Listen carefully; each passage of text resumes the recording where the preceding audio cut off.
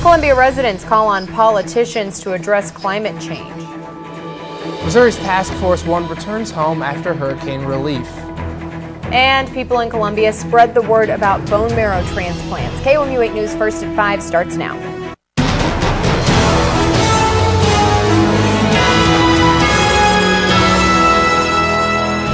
Amidst the political season and some unusually hot temperatures right now, some Columbia residents want to bring attention to both. Good evening, I'm Adam Pressler. And I'm Brittany Pieper. A group walked a 5K today hoping to bring awareness to climate change. Just 3 weeks away from the general election, they want lawmakers at the local, state, and national level to make their position on climate change clear to the public. One of the walkers believes being a member of the younger generation is an important reason for him to fight for climate change action. It's both fighting for my future and fighting simply for change, for just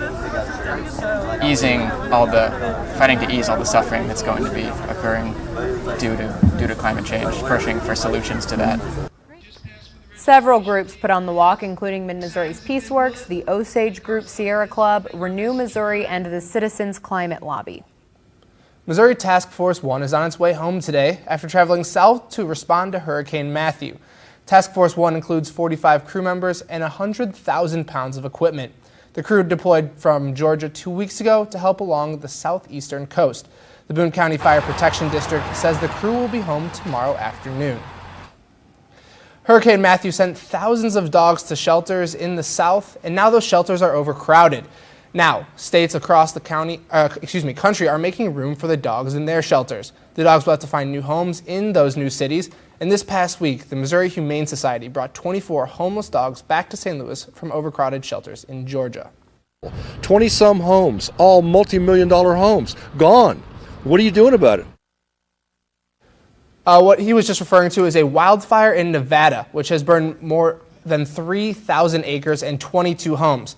Despite its name, the Little Valley Fire is the most destructive in western Nevada this year.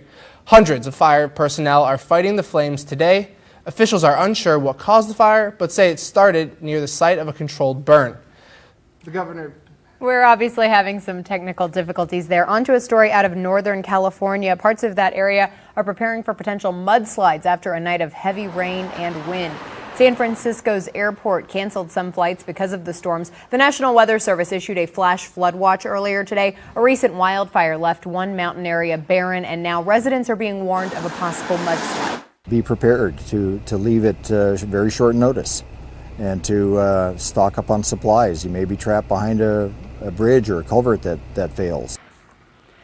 Despite potential dangers, residents say the rain is welcome for a state fighting off a 6-year drought. People in the Pacific Northwest are cleaning up today after storms came through the region yesterday. The storms left more than 20,000 homes without power and scattered trees and power lines across the roads. The storm had wind gusts of up to 65 miles an hour. Meteorologists say the storm was not as strong as they expected, but it was good that people were prepared. One man windsurfing, though, off of Seattle's coast wasn't quite as prepared. This is video showing 2 rescuers helping the man after he struggled to get to dry land during the storm. The rough weather at the beach made the rescue difficult. Firefighters at the beach warned the man not to go into the water. He told reporters he has more than 30 years of experience as a windsurfer, and the waves were perfect. It was a warm weekend, and Kenton says we could have some of the hottest days on temperature for the record to start the week. Let's check in with him for a look at that forecast. All right, Brittany, thank you very much. Yeah, looking at current temperatures all across mid-Missouri, we're at 82 in Mexico, 85 in Columbia, 87 down at the Capitol in Jefferson City, and Booneville's at 87 as well, and 86 over in Marshall. Definitely not looking like a average middle of October forecast. Our averages are actually upper 60s for this time of year. You can see the winds are breezy. They're from the south, about 10 to 15 miles per hour, gusting a bit more than that at times. And as we head here into the rest of our evening, our temperature is getting down to only about 74. By 11 p.m., we're looking at quite a bit of cloud cover slowly rolling in as we start the day tomorrow. And we can also go ahead and look at our temperature trends for the rest of this week. Check it out, 90 degrees here on Monday, eventually down to 80 on Tuesday, and then middle 60s for the middle of the week. But the weekend does look a bit warmer, back to fairly seasonal conditions. All of that, plus looking at any rain chances, it's all coming up right after the break. 8 people are still missing today after deadly floods hit central Vietnam this weekend. The floods have submerged more than 100,000 homes and killed 21 people so far. Dozens of communities are isolated today after water cut off highway and railroad routes. The rain has stopped, but now the area is bracing for a typhoon that already killed 2 people in the Philippines. Suicide bombers in Turkey killed 3 officers during a police raid today. The bombing also injured 9 other people. Turkish police staged the raid against suspected ISIS members near the Syrian border. The government says a militant blew himself up when he saw he couldn't escape. Turkey has seen a series of deadly attacks over the past year from ISIS and Kurdish militants. And more than a dozen people are recovering today after a 3rd-floor balcony collapsed in France last night and killed 4 people. It happened during a party at an apartment in a recently constructed building. All of the injured are about 20 years old, and authorities say one person's in serious condition. Officials do not yet know what caused the collapse. Coming up, hear Donald Trump's concerns for the upcoming election. Plus, later in your health, see how one girl's bone marrow transplant inspired a local movement. But first, here is a live look over downtown Columbia. It is 5:06, and this is KOMU 8 News First at 5, coverage you can count on.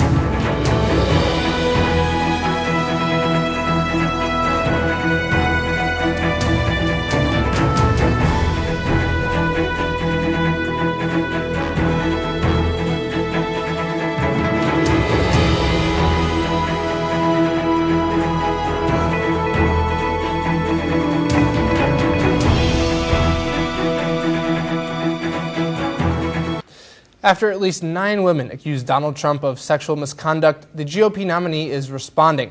NBC's Jennifer Johnson has more on the latest moves in the campaign.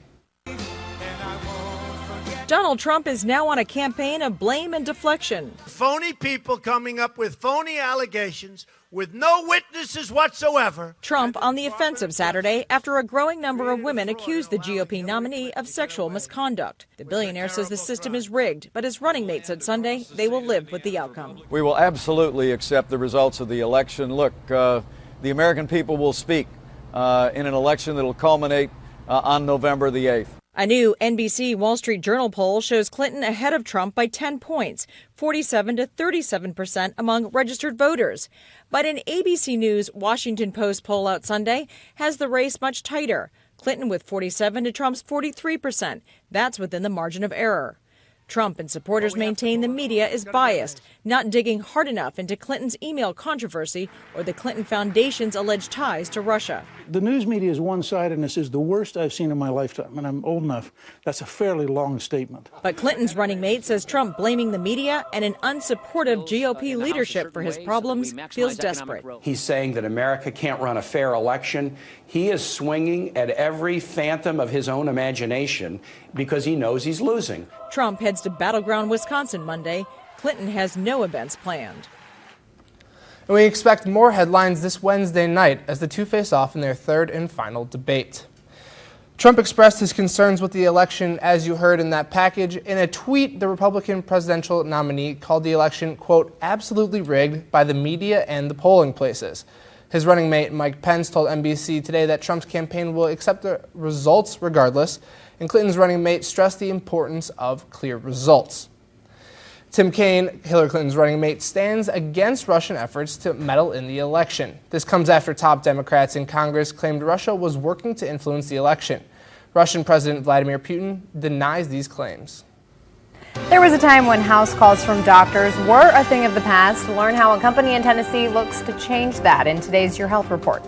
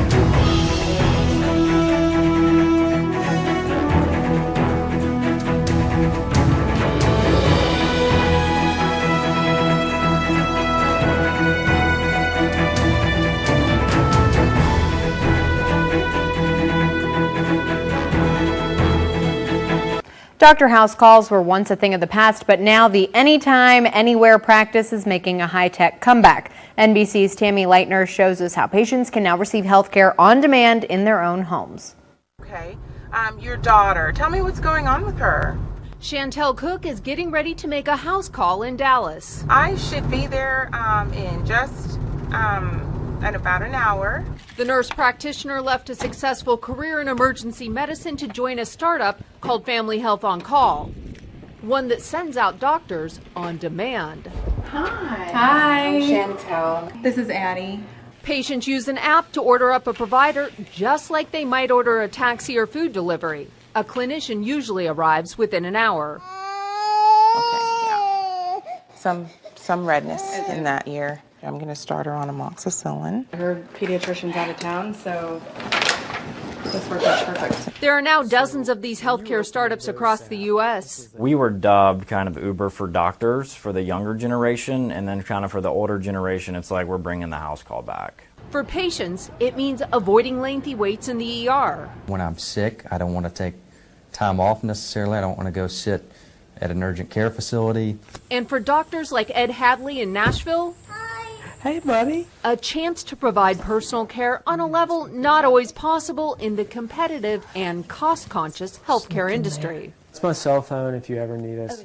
Not all house calls are covered by insurance, and critics argue that the level of care is not comparable to being treated in a doctor's office. But try telling that to 7-year-old Alexandra Fair, who just got stitches for the very first time. What happened there? I was on the escalator and I tripped. It was less scary for her coming to my house. Really? Than going to the emergency room. And that reason alone might be enough for people to try this 21st century version of the house call. Right now, the so-called Uber for doctors is only available in the Nashville area. Volunteers organized a bone marrow registry drive today at Our Lady of Lourdes Church in Columbia. The drive aimed to raise awareness about the need for bone marrow donors. It also allowed prospective donors to join the registry. There are a couple of exceptions. You must be between 18 and 44 years old to donate and not have any medical problems outlined by BeTheMatch.org. Kathy Kincannon's daughter, Chaley, required a bone marrow transplant for a rare form of leukemia. She said that she helped organize the drive because she knows how uncertain her family was about finding a match, and she does not want that to happen to someone else. It was very, very stressful not knowing if she had a match. We kind of heard at one point there might be a couple, and then all of a sudden one day we found out we had one. When we finally got the information, they said yes. It was huge because we were thinking the worst fears that we didn't have one. And what do you do when you have one? You can't really do anything. Kincannon hopes to spread information about bone marrow donation with this drive, which she said they hope to make an annual event. For more information on how to join the bone marrow registry, visit our website at KOMU.com. If you find yourself more and more stressed about the upcoming presidential election, you aren't alone. More than half of adults surveyed said the presidential election is a significant source of stress, and the stress levels are nearly equal for both Republican and Democrats. The American Psychological Association conducted a survey back in August to study this stress. It now says stress levels are likely to have increased since the survey. And a new Zika zone has been declared in South Florida after 5 positive tests. The 1-mile zone is located in Miami-Dade, Florida. Officials say 3 men and 2 women tested positive for the virus. They also say that they plan to step up spraying in the area. Residents in the area say that they're concerned about the new zone. Yeah, it's kind of weird because you don't understand why it's spreading or where it's coming from. I mean, if it's here, let's get some trucks out here and let's get the spraying. Florida Governor Rick Scott says despite federal funding for Zika reductions 2 weeks ago, the state has yet to receive any federal money. Rescuers have been hard at work across the world lately. After the break, see how a rescue in Africa saved a member of an endangered family.